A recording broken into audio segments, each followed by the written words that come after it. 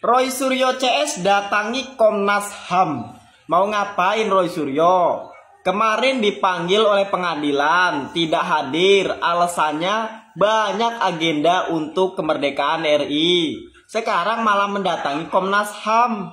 Mau ngapain? Mau minta perlindungan? Sudah mulai takut ya? Takut masuk sel lagi? Bersuaralah Komnas HAM, kalau enggak bubarkan diri. Gitu, kita sudah nunggu ini. Kapan kita diterima komisioner? Apakah komisionernya ke luar negeri?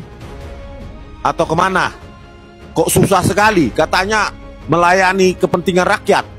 Tetapi kita sudah datang ini, jurnalis sudah ada, YouTuber sudah ada, wartawan sudah ada. Kemana? Komisioner, ya, jangan kecewakan kami.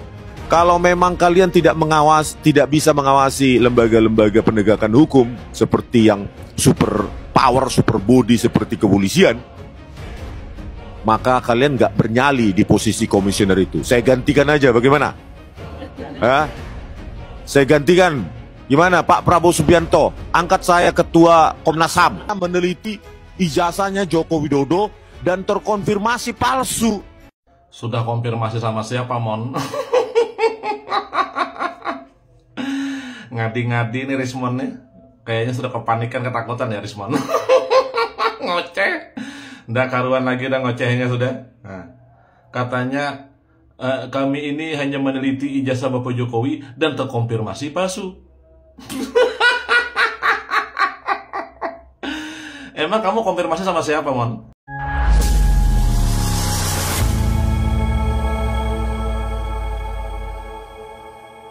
Assalamualaikum warahmatullahi wabarakatuh, saudara-saudaraku sebangsa dan setanah air. Dimanapun kalian berada, semoga kalian selalu dalam kondisi sehat walafiat ya. Berjumpa lagi dengan saya di Gaspol Update. Kami bukanlah buzzer pihak manapun. Kami hanya menyajikan keputusan ada di tangan Anda. Teman-teman, ini ada video yang menurut saya cukup menarik ya, yakni tentang Panji CS yang ngamuk-ngamuk ya ketika permintaan ya perlindungannya ke Komnas HAM ditolak mentah-mentah. Kalau ditolak setengah mateng itu masih lumayan lah, ini ditolak mentah-mentah ya. Yang bikin ngakak teman-teman ya, si Rismon ya. Rismon ini kan masuk kategori si Panji CS ya. Ini si Rismon ini sangat membagongkan sekali ya kan. Dia malah meminta jabatan sebagai ketua Komnas HAM. Aduh, teman. Meneliti ijazah saja, kau itu nggak becus gitu loh. Jadi jangan mimpi kau akan dijadikan ketua Komnas HAM. Mending kau jadi tukang parkir saja, Mon, ya. Lebih baik kau jadi tukang parkir saja. Karena apa? Ya karena ada tetanggaku, mukanya mirip kau, Mon, ya kan? Dan dia profesinya sebagai tukang parkir. Selain itu teman-teman ya, si host Setannya TV ya, yang memelas ya karena masuk dalam daftar nama yang dipanggil Polda ya kan. Makanya jangan sok-sokan ya kan, hanya gara-gara bersatu sebagai jurnalis. Kau pikir jurnalis cuma kau sendiri aja? Saya juga jurnalis gitu loh.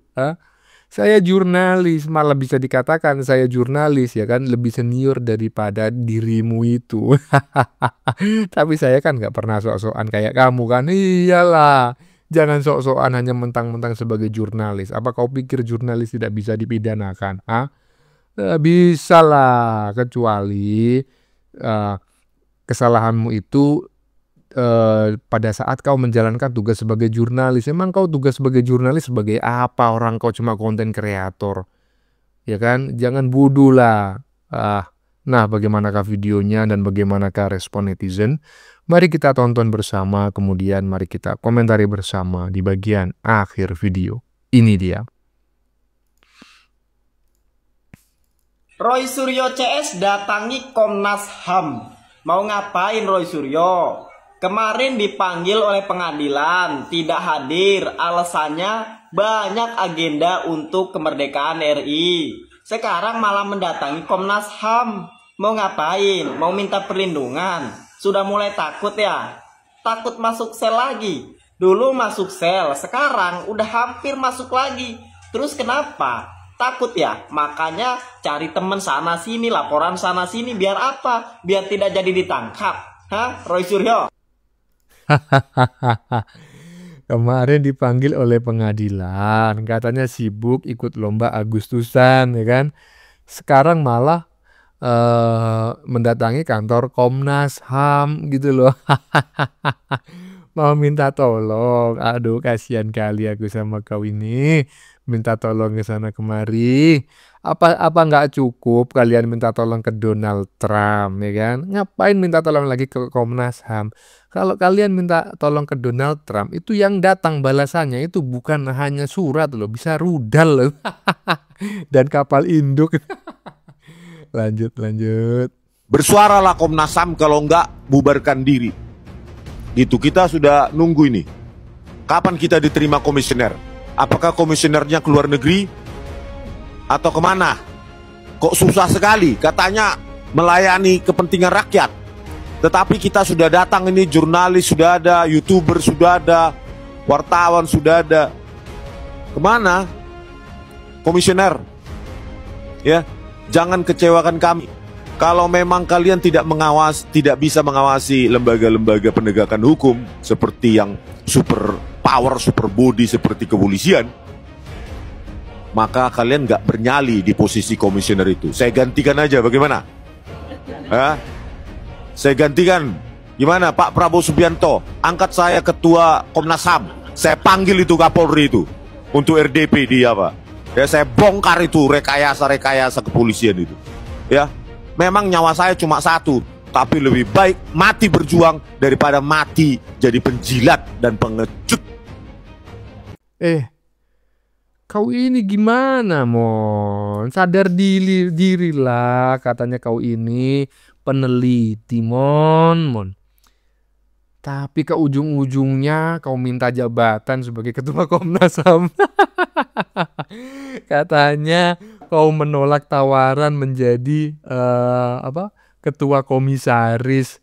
Aduh, kau katanya menolak ketika diminta jadi komisaris BUMN. Saya masih ingat loh videomu, kau mengatakan, "Pret, waduh. Ternyata ujung-ujungnya kau minta juga jadi pejabat, teman. Saya kasih tahu, Mon, ya. Ngimpi." Lanjut. Meneliti ijazahnya Joko Widodo dan terkonfirmasi palsu. Sudah konfirmasi sama siapa, Mon? Ngadi-ngadi nih Rismon nih. Kayaknya sudah kepanikan, ketakutan ya Rismon. Ngoceh. Nggak karuan lagi udah ngocehnya sudah. Nah, katanya kami ini hanya meneliti ijazah Bapak Jokowi dan terkonfirmasi palsu. Emang kamu konfirmasi sama siapa, Mon? Konfirmasinya dengan siapa? Ya kalau kamu konfirmasinya dengan Roy konfirmasi dengan kamu, terus kamu dan Roy konfirmasinya sama Tipa, terus kalian bertiga ibarat kata konfirmasinya sama TPUA, ya pasti ya kata mereka palsu.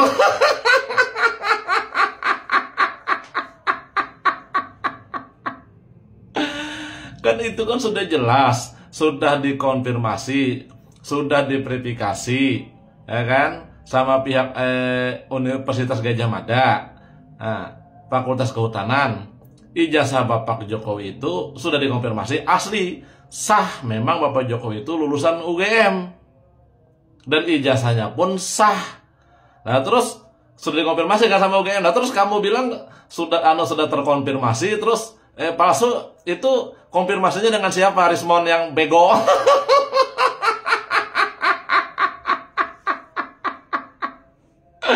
Konfirmasinya dengan siapa, Rismon? Ya kalau kamu konfirmasinya sama orang-orang pembenci Bapak Jokowi, seperti konfirmasi sama Roy sakit hati karena dia jadi menteri dipecat daerah Bapak Jokowi. Terus konfirmasi sama Tipa, ya pasti dikatakan palsu karena Tipa kan sakit hati karena kan dia orang yang sangat mengandalkan Anies, terus Anies tidak menjadi apa-apa di 2025 ini. Sampai seterusnya. Terus apalagi kalau kamu konfirmasi sama kelompok TPUA, Rijal Padilla, Kurnia, Egy Sujana, dan kelompok di TPUA itu. Nah, kalau kamu konfirmasi sama mereka, pasti mereka akan mengatakan palsu. Apalagi konfirmasi sama pendiri-pendiri TPUA itu. Nah, yang kelompok-kelompok yang mengaku cucu Nabi itu loh, yang sakit hati karena apa? Ormasnya dibubarkan. Ya pasti dikatakan mereka palsu.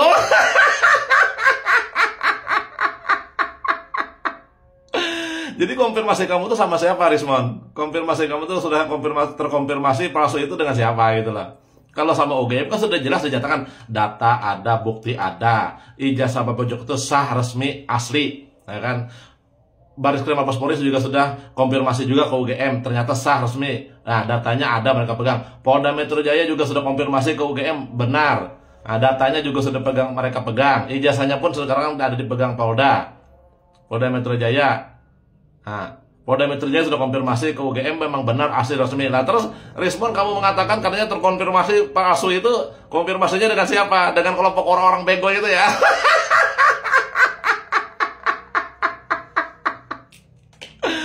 Memang nih sudah panik, sudah responnya ketakutan ya. Nikmatin aja.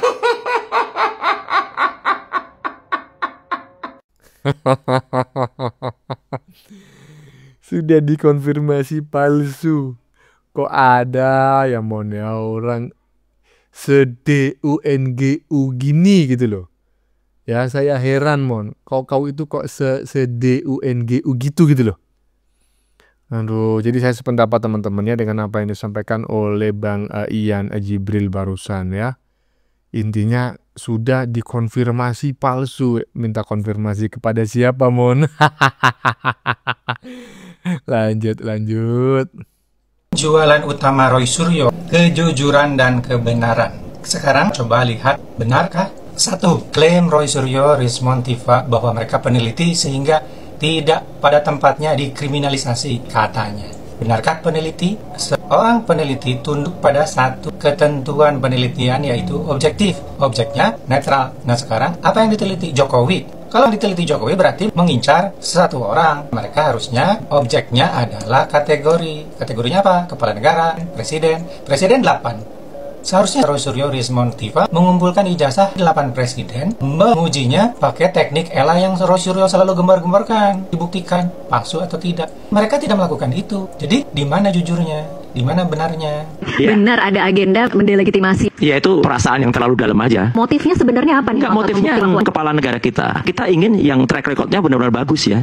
Lalu yang kedua, itu ditiru oleh sekian banyak anak abah. Seorang ibu-ibu, mengapa uyal-uyal ijazah Jokowi? Dia bilang, karena dia tidak ingin anak cucunya punya sejarah, punya kepala negara yang ijazahnya bodong. Ibu kok sebegitu pengennya nanyain ijazah Pak Jokowi? Kami tim pemburu ijazah Jokowi. Ya kenapa?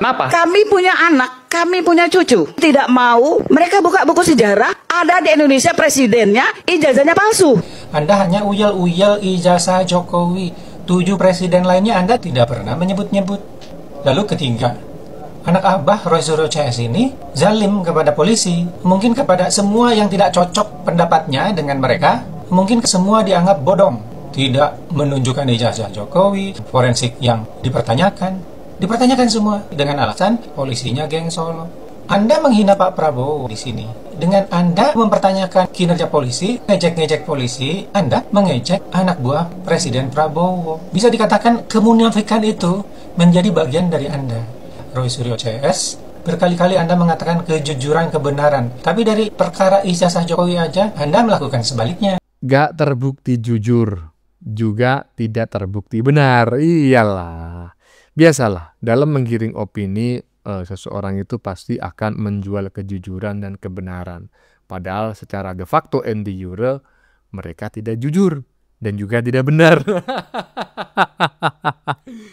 Aduh, peneliti apaan ya kan? Bukan peneliti lah mereka ini ya. Lanjut.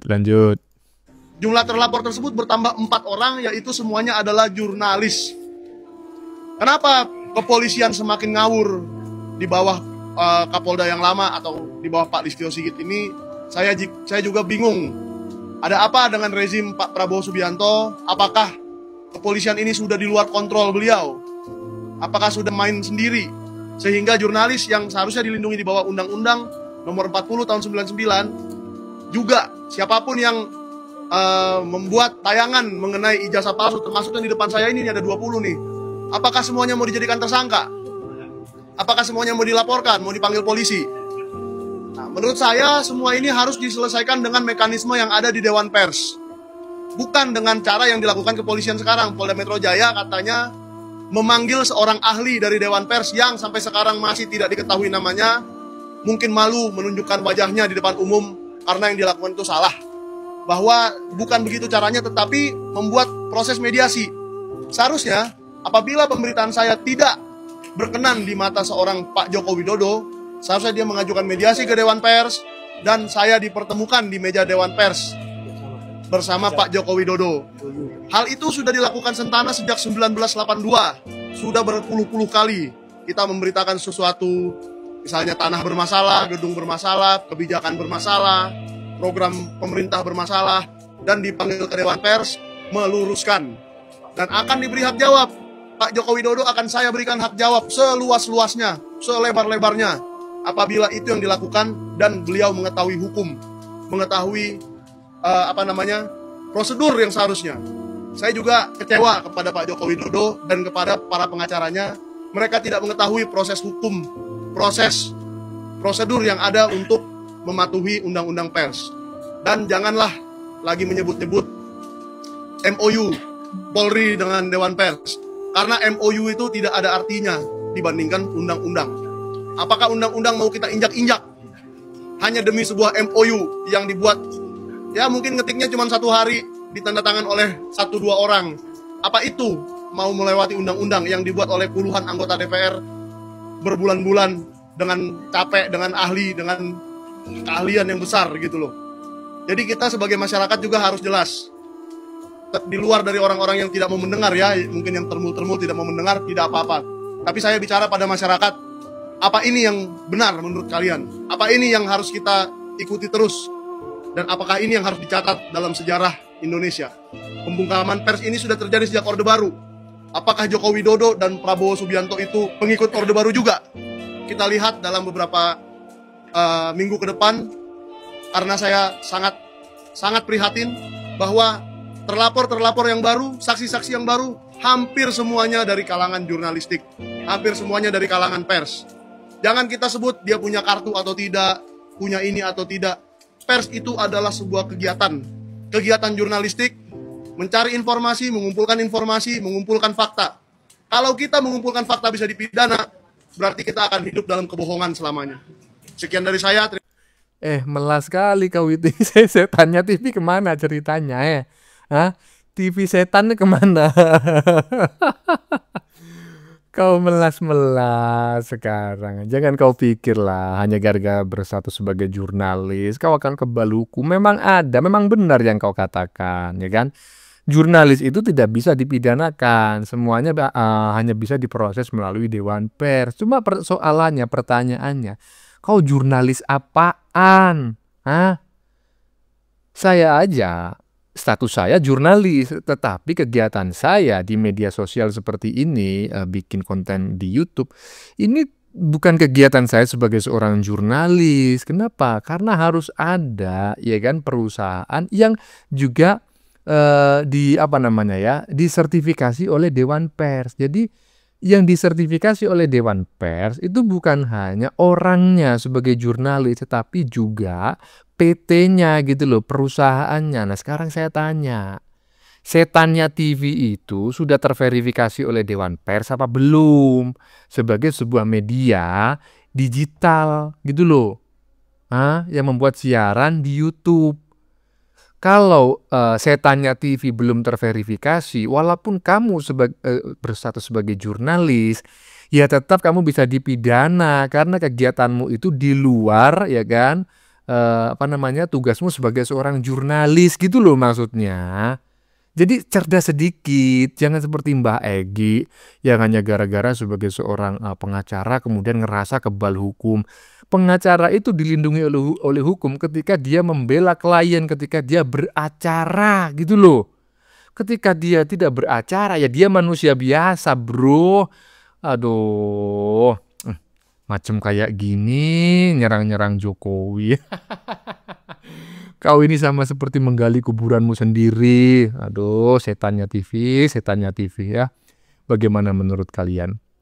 Keputusan ada di tangan Anda. Silakan tulis di kolom komentar baik Anda yang setuju maupun yang tidak setuju dengan isi konten ini. Sebelumnya saya memohon maaf ya jika dalam penyajian konten ini ada kata-kata yang menyinggung, kurang tepat penggunaannya, atau ada data yang dianggap keliru atau salah. Saya memohon maaf yang sebesar-besarnya.